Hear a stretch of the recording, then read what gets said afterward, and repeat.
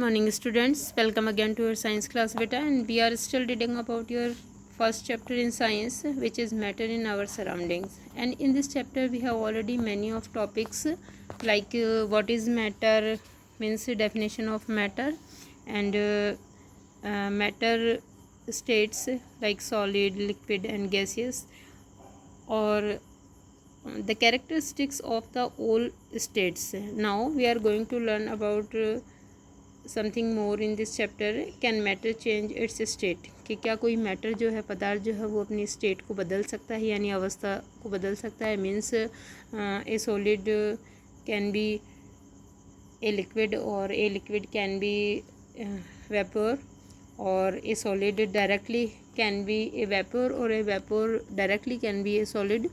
तो देखते हैं.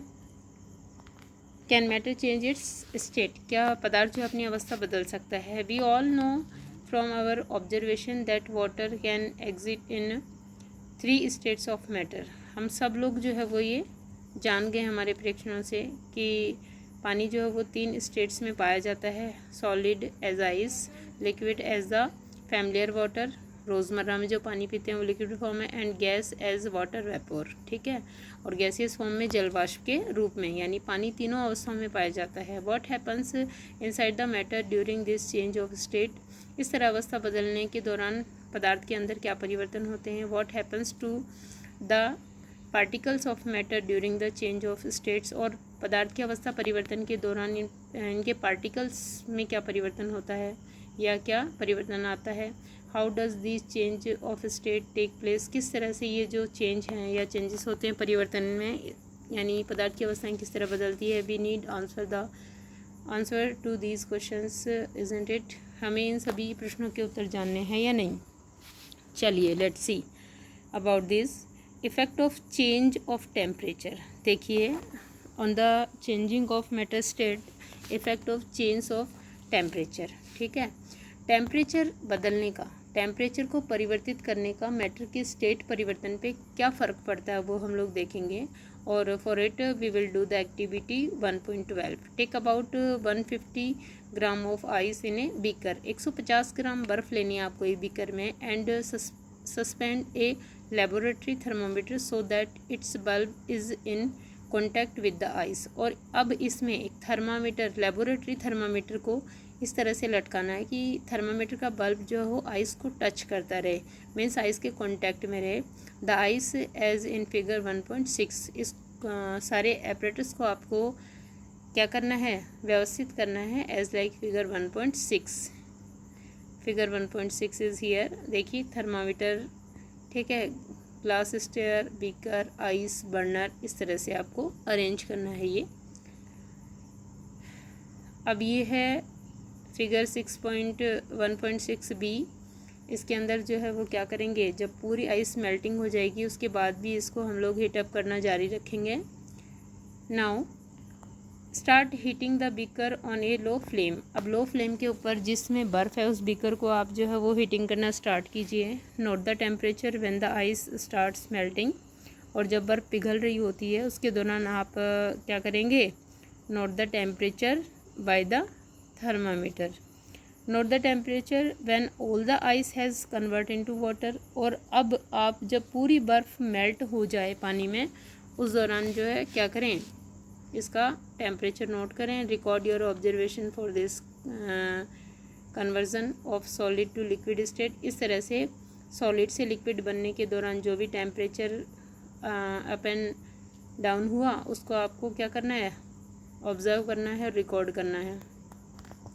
Now put a glass rod in the beaker. अब एक कांच की छड़ जो है बीकर में डालिए, and heat will steering till the water starts boiling, और जब तक पानी उबलने लगे तब तक उसको घुमाते हुए गर्म करना है. Keep a careful eye on the thermometer. अब ध्यानपूर्वक थर्मामीटर के अंदर देखना है आपको. Reading till most of the water has vaporised, और जब तक कि पूरा पानी जो है, लगभग पूरा पानी वाष्प बन जाए तब तक आपको थर्मामीटर में सावधानी पूर्वक टेम्परेचर को देखते रहना है. Record your observation for the conversion of water in the liquid. अब जो है वाटर से यानी द्रव अवस्था से क्या करने में, गैस बनने में, वाटर वेपोर बनने तक जो भी टेम्परेचर अप एंड राइज हुआ उसको जो है अप एंड डाउन हुआ सॉरी, उसको आपको क्या करना है, नोट करना है, जैसे कि आपने पहले किया था सॉलिड से लिक्विड बनते समय जब बर्फ़ पिघल कर पानी बन गई थी।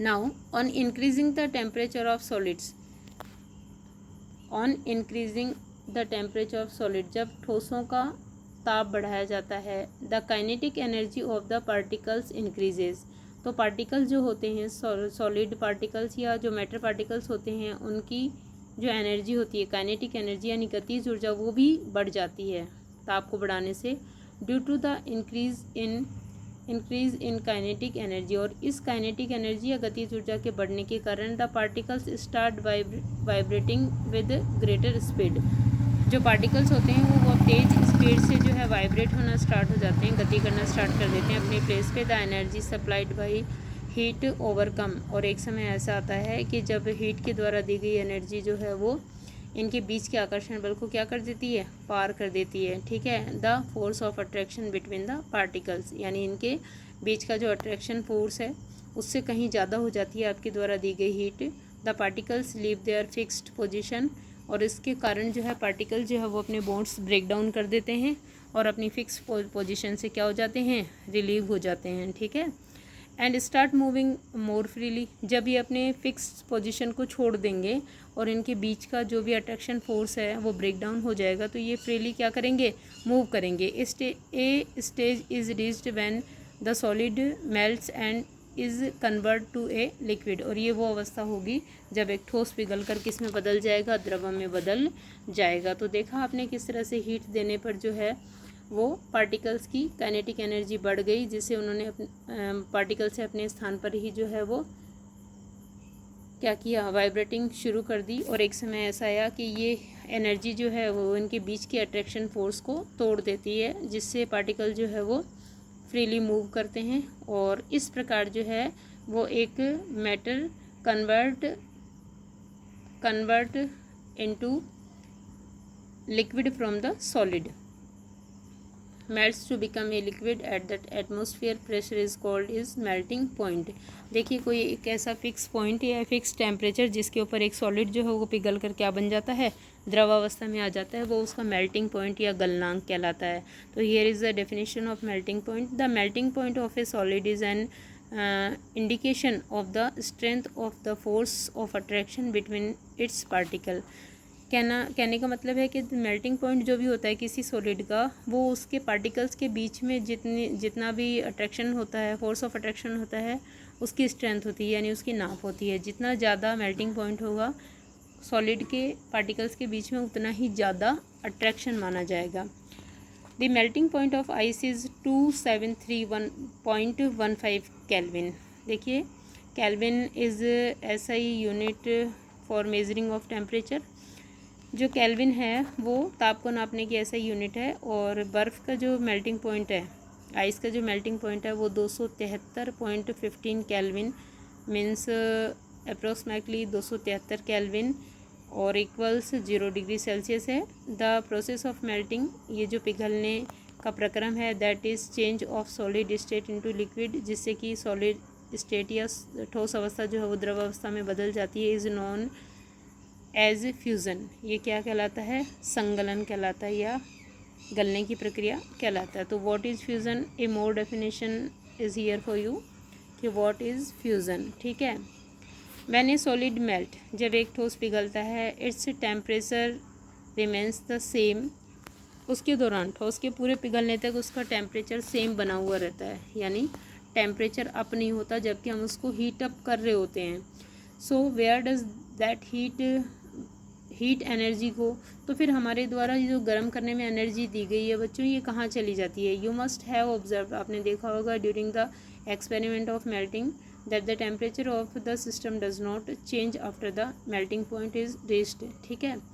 आपने देखा होगा कि जब उपकरण को हमने गर्म किया था, यानी बर्फ़ से हमने पानी बनाया था पिघला करके, तब तक पूरा बर्फ़ जब तक पानी में नहीं बदल गया तब तक उसका टेम्परेचर चेंज नहीं होता है, till all the ice melt, जब तक कि पूरी बर्फ़ पिघल ना गई। This happens even though we continue to heat the beaker, है ना, जबकि हम लोग जो है वो कंटिन्यू क्या करते रहें, हीट अप करते रहें बीकर को, that is we continue to supply heat, जबकि हमने लगातार उसको हीट दी है। This heat gets used up in changing the state by overcoming the forces of attraction between the particles. ये हीट कहाँ चली गई है, देखिए क्यों फिक्स रहा तापमान, उसका आंसर यहाँ है, आंसर इज हियर।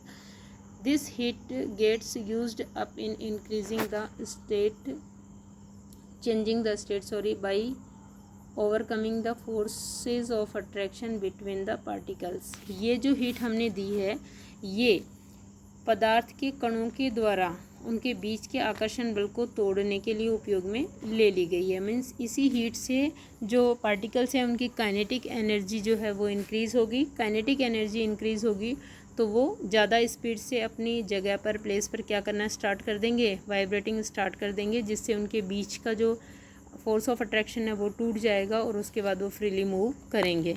ठीक है, इस तरह से फ्रीली मूव करते ही उनकी जो स्टेट है, पदार्थ की जो स्टेट है वो सॉलिड से क्या बन जाएगी, लिक्विड बन जाएगी। As this heat energy is absorbed by ice without showing any rise in temperature. इस प्रकार जो है बर्फ़ के द्वारा ये एनर्जी बिना किसी तापमान में वृद्धि को दर्शाए अवशोषित कर ली जाती है। It is considered that it gets hidden into the contents of the beaker. और इस प्रकार ये बीकर के अंदर जो भी कंटेंट या सामग्री उसमें छुपी हुई रहती है, and is known as the latent heat, और इसको हम लोग गुप्त ऊष्मा के नाम से जानते हैं। So what is the latent heat, छुपी हुई ऊष्मा जो है वो लेटेंट हीट कहलाती है। The word latent means hidden, समझ गए आप, लेटेंट का मीन्स क्या है, हिडन, यानी छुपी हुई।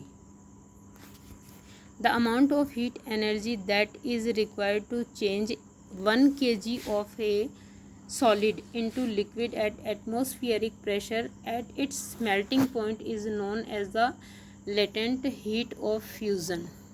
ठीक है, यहाँ पर जो है संगलन की गुप्त ऊष्मा या प्रसुप्त ऊष्मा कहते हैं जिसको, क्या है, अगर हम लोग 1 kg है, 1 kg कोई भी सॉलिड है, उसको मेल्टिंग करने के लिए, उसको पिघलाने के लिए एटमॉस्फेरिक दाब पर, एटमॉस्फेरिक प्रेशर पर 1 kg ऑफ सॉलिड, ठीक है, को चेंज करने के लिए इनटू लिक्विड जितनी भी हमको हीट की आवश्यकता होती है वो उसकी क्या कहलाएगी, लेटेंट हीट ऑफ फ्यूज़न कहलाएगी, मतलब उसके संगलन की प्रसुप्त ऊष्मा कहलाएगी। तो यहाँ से you will do the definition of latent heat of fusion of solid कह सकते हैं, वी कैन से दैट। ठीक है, so particles in water at 0 degree centigrade means 273 kelvin और 273 kelvin have more energy as compare to particles in ice at the same temperature. इसलिए हम कह सकते हैं कि पार्टिकल्स इन वाटर के, पानी के 0 डिग्री सेल्सियस पर पानी के कणों की जो है ऊर्जा है वो उसी टेम्परेचर पर आइस के कणों की ऊर्जा से अधिक होती है, बिकॉज पानी जो है वो क्या है, लिक्विड है। मीन्स हमने बर्फ़ से या आइस से लिक्विड फॉर्म में चेंज करते समय उसको जो भी एनर्जी दी थी वो उसकी लेटेंट एनर्जी के रूप में उसके अंदर छुपी हुई है। इसका मतलब पानी की एनर्जी इसी टेम्परेचर पर बर्फ़ की एनर्जी से अधिक होगी। और अगर हम लोग वेपोर की एनर्जी की बात करें तो अगर हमें लिक्विड से वेपोर बनाना तो हमें और मोर देन एनर्जी देनी पड़ेगी, ये वेपोर में जो है वो छुप जाएगी जाके। तो ये वेपोर की लेटेंट एनर्जी के अंदर एनर्जी के रूप में रहेगी। तो पानी से तो होगी वाष्प की अधिक, और बर्फ़ से या ठोस से होगी जल की अधिक, लिक्विड की अधिक। ओके स्टूडेंट्स, तो यहाँ से you will do all the definition which we have done here. और activity 1.12 effect of change of temperatures है ना, with diagram. Okay students, your next topic in your next video.